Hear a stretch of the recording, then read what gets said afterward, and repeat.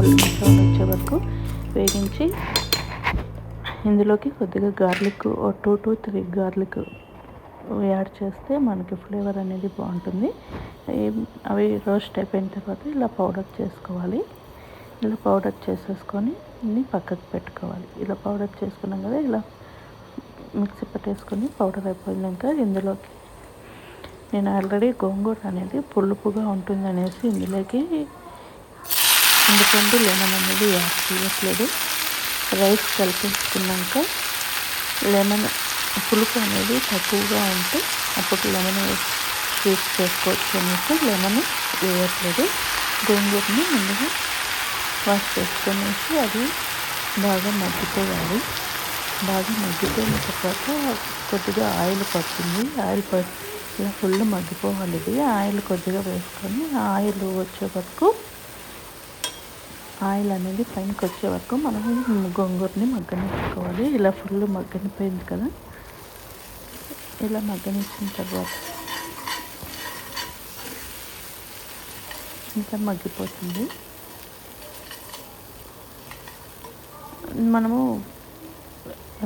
అది ఫుల్ మెత్తగా పేస్ట్ అయ్యేలాగా కలిపేసుకోవాలి. కలిపేసుకున్న తర్వాత అది మనకి లీవ్స్ అనేది అంటుకోకున్నట్లు ఫుల్ మెత్తగా చేసుకోవాలి. స్పూన్లోనే చేసేసుకుంటే అయిపోతుంది. అందులోకి నేను కొద్దిగా ఇంగువ, కొద్దిగా సాల్ట్ కూడా యాడ్ చేశాను. సాల్ట్, ఇంగువ యాడ్ చేసుకొని మనం ఆల్రెడీ పౌడర్ చేసి పెట్టుకున్నాం కదా, ఆ పౌడర్ని కూడా ఇందులో యాడ్ చేస్తున్నాను. ఇది యాడ్ చేసుకున్న తర్వాత ఫుల్ కలిపేసుకోవాలి. దాన్ని అంతా బాగా కలిసిపోయేటట్లు కలిపేసుకోవాలి. ఇలా అంతా కలిపేసుకొని పక్కకు పెట్టుకోవాలి.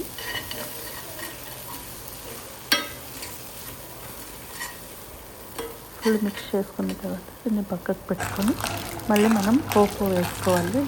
పులిహోర అందులోకి కొద్దిగా ఉద్దిబ్యాళ్ళు, శనగబ్యాళ్ళు, శనగగింజలు వేసుకొని అవి గోల్డెన్ బ్రౌన్ వచ్చే వరకు వేయించుకోవాలి.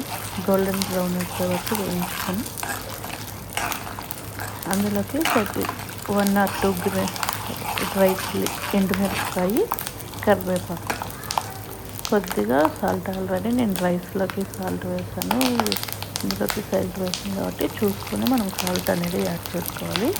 ఇలా ఫుల్ మగ్గిపోయిన తర్వాత మనం సపరేట్గా పోపు పెట్టుకున్నాం కదా, ఇది ఫుల్ గోల్డెన్ బ్రౌన్ వచ్చే వరకు వేయించుకోవాలి.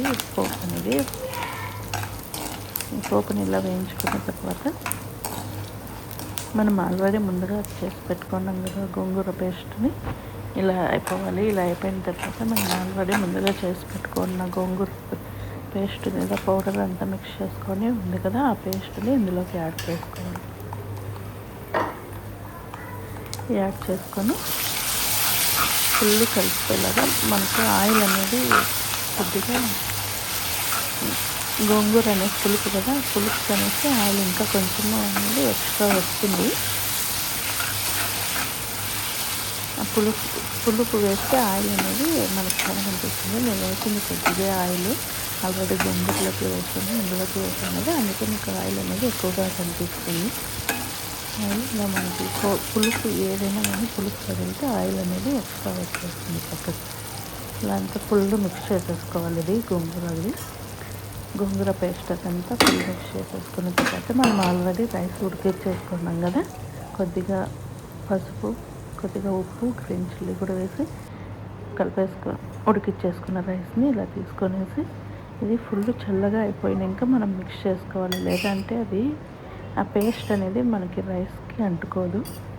అందుకనేసి మనము రైస్ని కూడా ఆ పేస్ట్ని కూడా ఫుల్ చల్లగా అయిపోయిన తర్వాత